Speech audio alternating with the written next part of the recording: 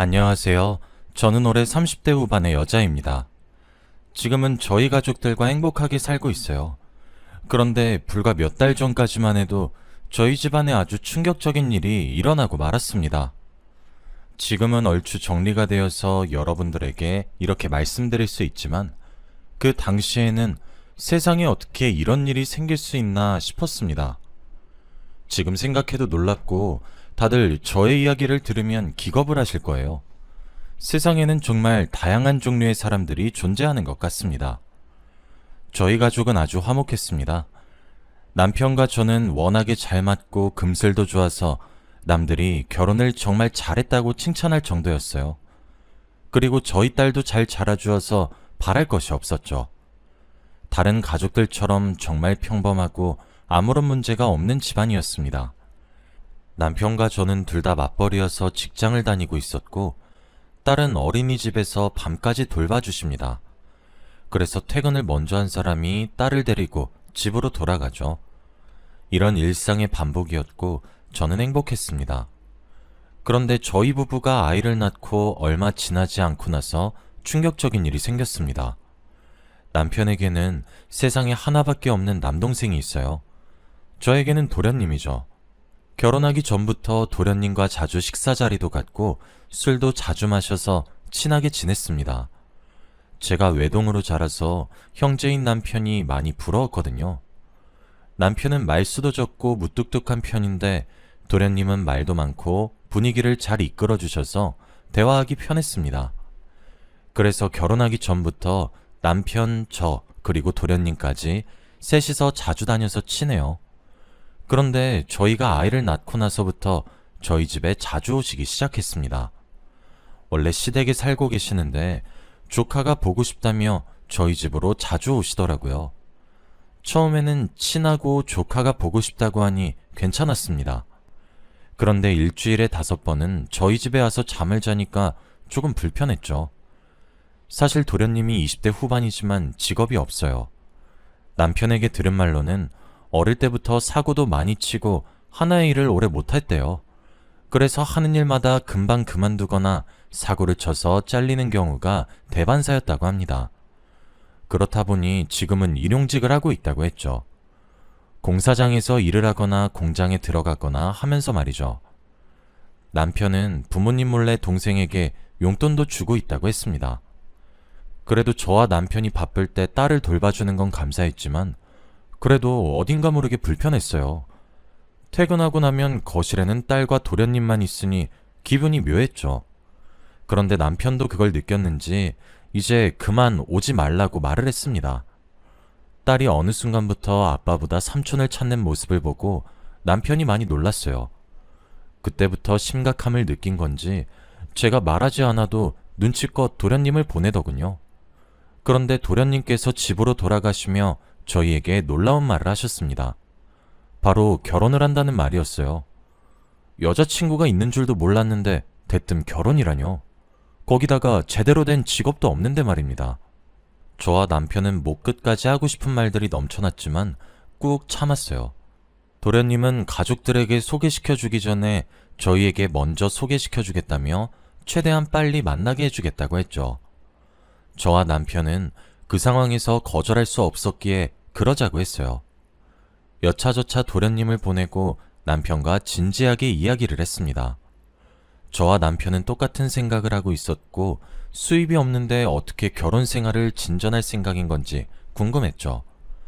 그렇게 며칠 뒤 저희 집에서 도련님과 결혼할 여자를 소개받았습니다. 생각외로 정말 참하고 조용한 사람이더라고요. 도련님이 하라는 대로 움직였고 저희가 질문을 하기 전까지 아무 말도 하지 않았습니다.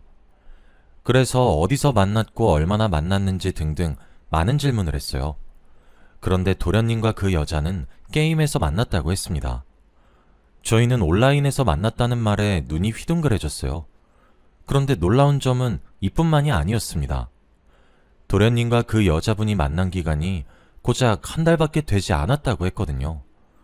저와 남편은 결혼 전에 5년의 연애를 했습니다. 그래도 이 남자와 결혼을 해도 되는 건지 의문이 들었는데 도련님은 고작 한 달이라뇨. 저와 남편은 아무 말도 할 수 없었습니다.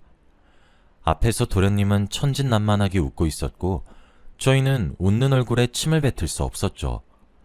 그래도 도련님이 정말 그 여자를 사랑하는 게 느껴졌고 운명이라고 느끼면 결혼할 수 있겠다고 생각하려 했습니다.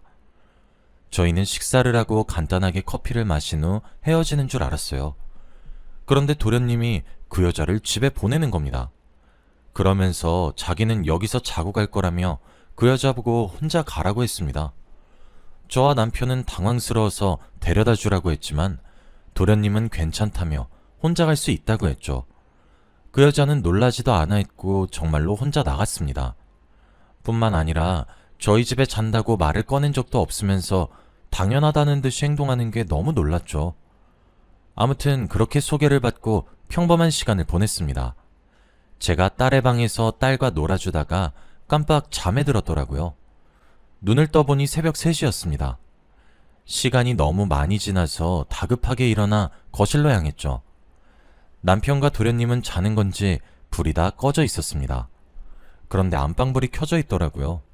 문은 닫혀 있었는데 방문 틈으로 불빛이 비쳤습니다. 그런데 안에서 대화 내용이 들리더라고요. 목소리를 들어보니 남편과 도련님이었는데 왠지 모르게 남편이 화난 듯이 보였습니다. 저는 무슨 일인가 싶어 조심스럽게 귀를 대고 들었죠. 그런데 두 사람의 대화 내용은 아주 충격적이었습니다. 너 그 여자 정리하고 결혼한다는 거야? 난 네가 그 여자랑 결혼할 줄 알았어. 형, 너무 옛날 사람 아니야? 요즘은 결혼할 여자, 연애할 여자 다 따로야. 형도 결혼은 형수랑 하고 연애는 조금 더 젊고 예쁜 사람이랑 해. 그리고 그 여자는 정리할 거야. 다른 여자 만나려고. 너 말이 심하다. 내일 아침에 해 뜨자마자 바로 나가. 내가 한 번은 눈 감아줬는데 한 번 더 걸리면 절대 안 봐줘. 바람 피지 마 이제. 저는 그 말을 듣고 너무 놀랐습니다. 두 사람의 대화를 들어보니 예전에 도련님이 바람을 피우는 걸 남편에게 들킨 것 같더라고요. 그리고 한 번 봐줬는데 전에 만나던 여자와 헤어지지도 않은 상태에서 결혼을 한다고 한 것이죠. 도련님의 그런 쓰레기 같은 모습을 보고 기겁했습니다. 무엇보다도 제 남편에게 저 말고 다른 여자를 만나라고 권유까지 한다뇨. 정말 화가 미친 듯이 났지만 여기서 방문을 열고 들어가면 세 사람과 어색해질 것 같아 모른 척 했습니다. 오늘 데리고 온 여자를 정말 사랑하는 줄 알았는데 알고 보니 그저 결혼할 사람에 불과했다는 것이 너무 충격적이었죠. 그 뒤로 도련님이 뭘 해도 다 싫게 보였습니다. 한번 충격을 받으니 머릿속에서 잘 잊혀지지 않더라고요. 아무튼 저는 끝까지 모른 척을 했습니다. 그리고 몇 주 뒤 정식적으로 도련님은 결혼할 여자를 시부모님께 소개시켜드렸습니다. 시부모님도 뜬금없이 도련님이 결혼한다고 하니까 속도 위반인 거 아니냐고 하더라고요. 그리고 저희가 궁금해했던 소득도 없고 직업도 없는데 어떻게 아이와 와이프를 먹여 살릴 거냐고 물었습니다. 그런데 도련님은 스스로의 계획이 다 있다고 했고 나중에 다 설명하겠다는 말만 했습니다. 그 여자는 계속 고개만 떨구고 있었고 아무 말도 없었죠.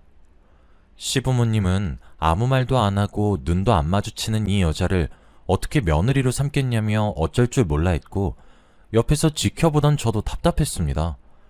그리고 무엇보다도 두 사람이 만난 지 한 달에다가 인터넷으로 만났으니 시부모님 입장에서는 놀라실 수밖에 없었죠.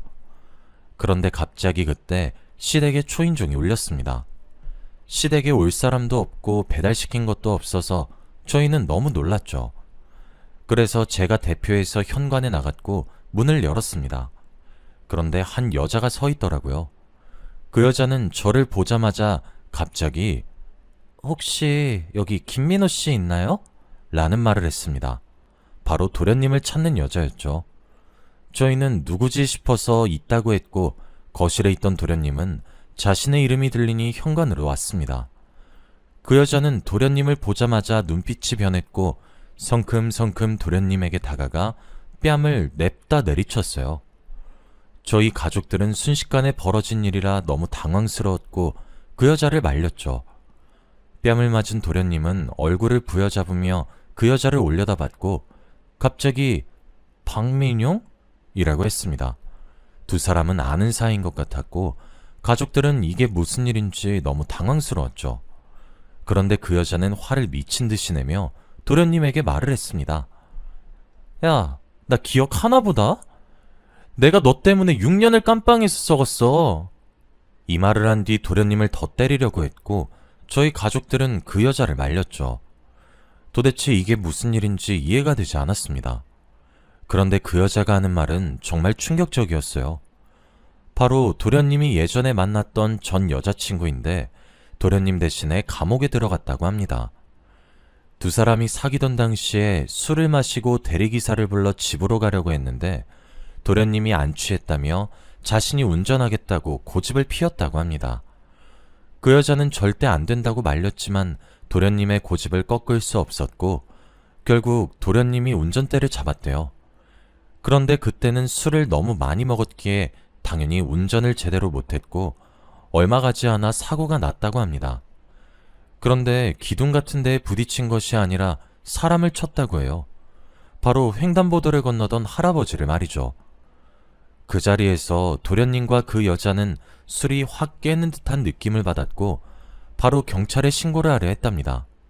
그 여자가 휴대폰을 잡아 112를 누르는데 도련님이 막았대요. 그러면서 부탁을 했다고 합니다. 바로 그 여자가 운전했다고 말을 맞추자고 말이죠. 그 여자는 말도 안 된다고 화를 냈지만 도련님은 자기 대신 감옥을 가주면 결혼해주겠다고 했대요. 뿐만 아니라 당시에 도련님이 부모님이 시한부여서 감옥에 갈 수 없다고 했답니다. 그 말에 그 여자는 바보같이 흔들렸다고 해요. 결국 운전대를 여자가 잡았다고 자수를 했고 감옥에 갔다고 합니다. 감옥에 들어갔을 초반에는 면회도 자주 오고 편지도 많이 보냈다고 해요. 그런데 시간이 지날수록 아예 오지 않았다고 합니다. 무엇보다도 부모님이 시한부라고 거짓말까지 하면서 감옥에 보냈으니 화가 날 만하죠. 그 여자는 6년 동안 도련님한테 복수할 것만 생각했다고 해요. 저희는 그 말을 듣고 말문이 턱 막혔습니다. 도련님이 사고를 치고 늘 막 나가는 건 알았지만 이 정도일 줄은 몰랐어요. 어떻게 음주운전을 하는 것으로 모자라 사람까지 치나요? 그 여자는 이렇게 떡하니 다른 여자와 결혼하려고 하는 걸 어떻게 자신이 보냐며 도련님이 데리고 온 여자를 쳐다보고 저기요, 이 새끼랑 결혼하면 인생 망해요. 저 봐요, 저 망했잖아요. 라고 했죠. 도련님과 결혼하려는 여자는 표정이 좋지 않았습니다. 정말 결혼이 무산될 줄 알았죠. 저 같아도 결혼하기 전에 예비 남편이 이런 일을 저질렀다고 들으면 결혼을 못할 것 같았습니다. 그 여자는 도련님한테 지옥 끝까지 찾아가서 복수할 거라고 으름장을 놓은 후 집에서 나갔죠. 그 여자가 나가고 나서 저희 집은 정적이 흘렀습니다. 아무 말도 나오지 않았고 어떤 말을 해야 할지 모르겠더라고요. 그러다가 시어머니가 뒷목을 잡고 쓰러지셨습니다. 자신이 아들을 잘못 키웠다며 다 자기 탓이라고 하셨죠. 저희는 놀라서 시어머니에게 모였고 그때 도련님은 집을 박차고 나가셨습니다. 아무도 도련님을 붙잡지 않았죠. 도련님은 나가고 며칠 동안 들어오지 않으셨고 도련님에게 연락을 한 사람도 없었습니다. 그리고 일주일 뒤 도련님이 집에 들어오셨어요. 그런데 옆에는 도련님과 결혼하려는 그 여자가 있었습니다. 그 사실을 알고 둘이 헤어진 줄 알았는데 그게 아니었죠. 그러면서 두 사람이 하는 말은 바로 임신을 했다는 말이었습니다. 사실 저희에게 인사를 시켜주기 전부터 임신을 하고 있었대요.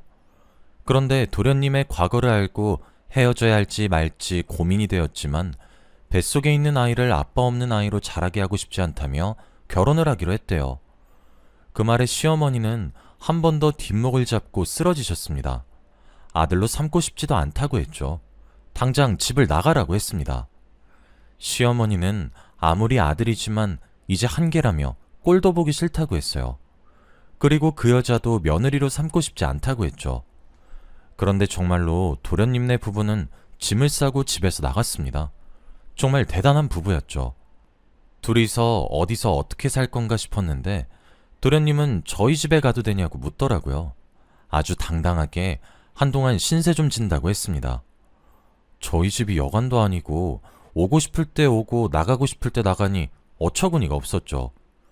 그리고 도련님과 결혼한 분은 아직 혼인신고도 안 해서 가족도 아닌데 저희 집에서 잔다고 하니 당황스러웠습니다. 그래도 시부모님께 쫓겨난 게 안쓰럽기도 하고 한 푼도 없는데 밖에 내놓기는 마음에 쓰여서 한동안은 저희 집에서 지내라고 했어요. 당연히 그동안 직장도 구하면서 돈도 벌고 나갈 준비를 할 줄 알았습니다.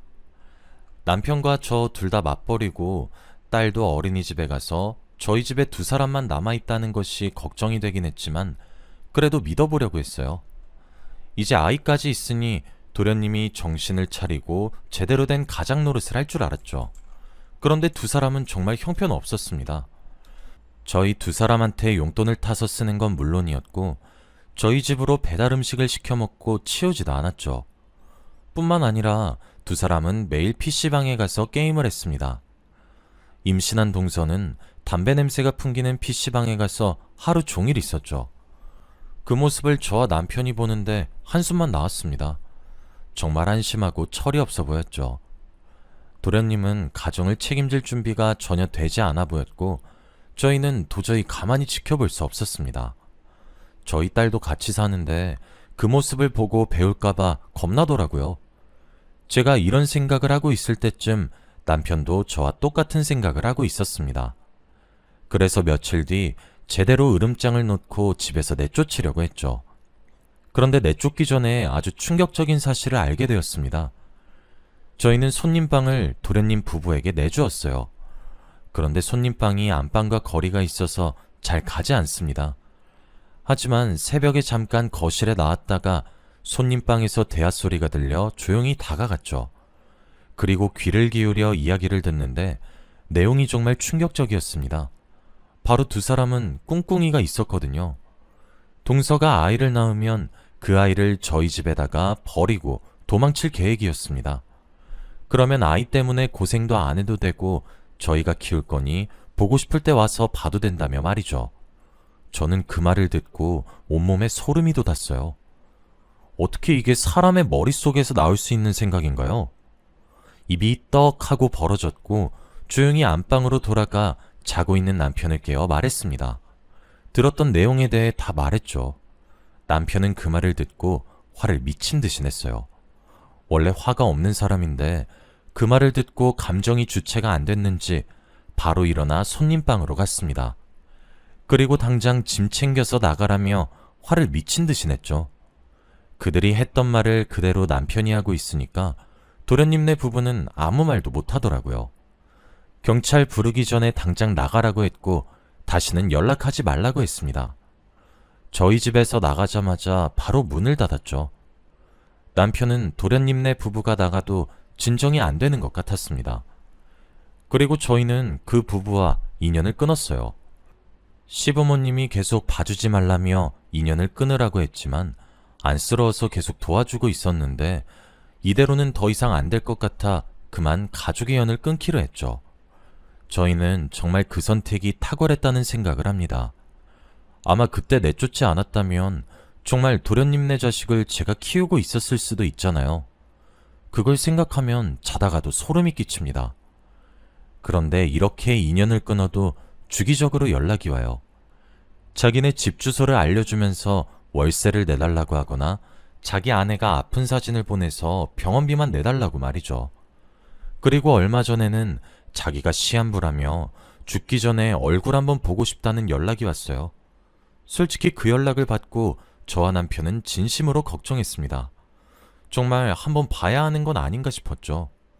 그런데 그것도 다 거짓말이었습니다.